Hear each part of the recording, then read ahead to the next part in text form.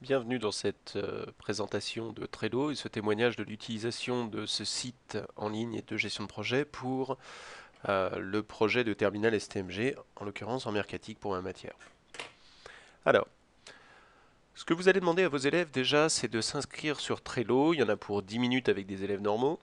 Ils indiquent leur email, leur mot de passe et confirment leur inscription avec l'email. Donc juste vérifier qu'ils ont bien un email valable avant de commencer l'opération. Une fois l'inscription faite, vous leur demandez de créer un tableau comme ceci. Ils cliquent sur tableau. Eux, bien sûr, n'ont pas tous ces tableaux-là, ils n'ont rien pour l'instant. Tableau, créer un nouveau tableau, et ils choisissent le nom de leur tableau. Pour mes élèves, c'est le nom du cabinet marketing qu'ils incarnent pour cette année. Créer. Un tableau vierge apparaît.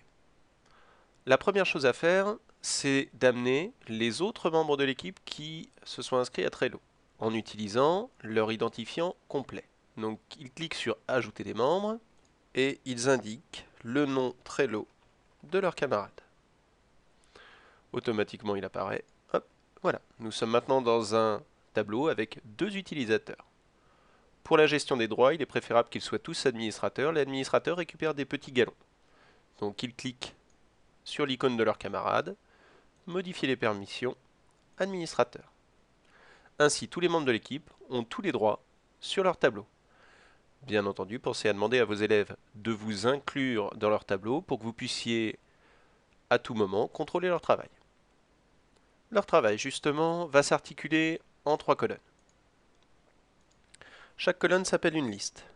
Donc le mieux, ce que je fais, c'est de faire une liste de tâches à faire, une liste de tâches en cours, une liste de tâches réalisées. Ensuite, chaque tâche correspondra à une carte, où chaque élève aura une couleur, et le groupe également aura une couleur. Donc mettons des tâches de base, comme par exemple rédaction du contexte, et je choisis d'ajouter la couleur violette, qui pour ce groupe correspondra aux travaux réalisés par le groupe entier. Rédaction du contexte, ensuite on peut... Alors je leur fais écrire une lettre de demande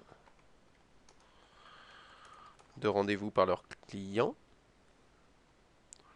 pour expliquer, dans ma façon de faire le projet, chaque équipe est un cabinet marketing qui répond à la demande d'un client, qui répond à la demande d'aide d'un client.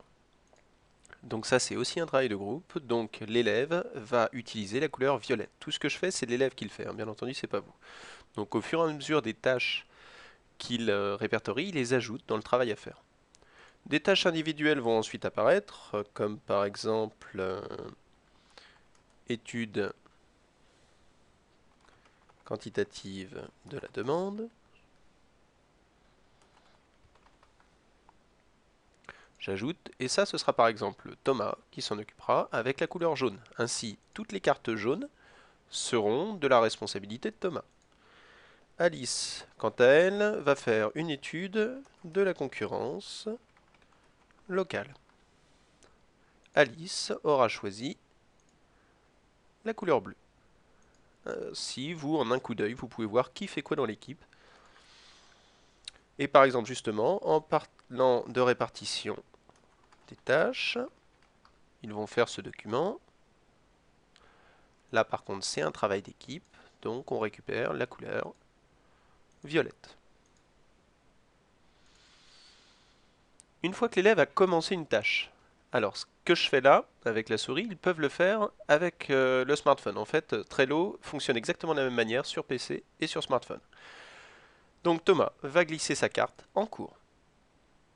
Une fois qu'il aura terminé cette tâche, il pourra utiliser Trello comme un outil de sauvegarde.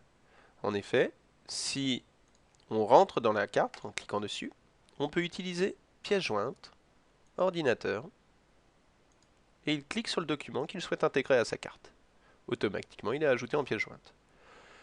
Vous consultez ce document et vous pensez qu'il n'est pas assez rempli. Alors, vous pouvez laisser un commentaire. votre étude quantitative manque de données récentes.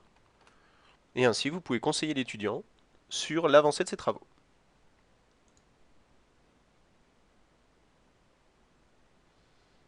Tâche réalisée, hop, et vous voyez apparaître deux logos.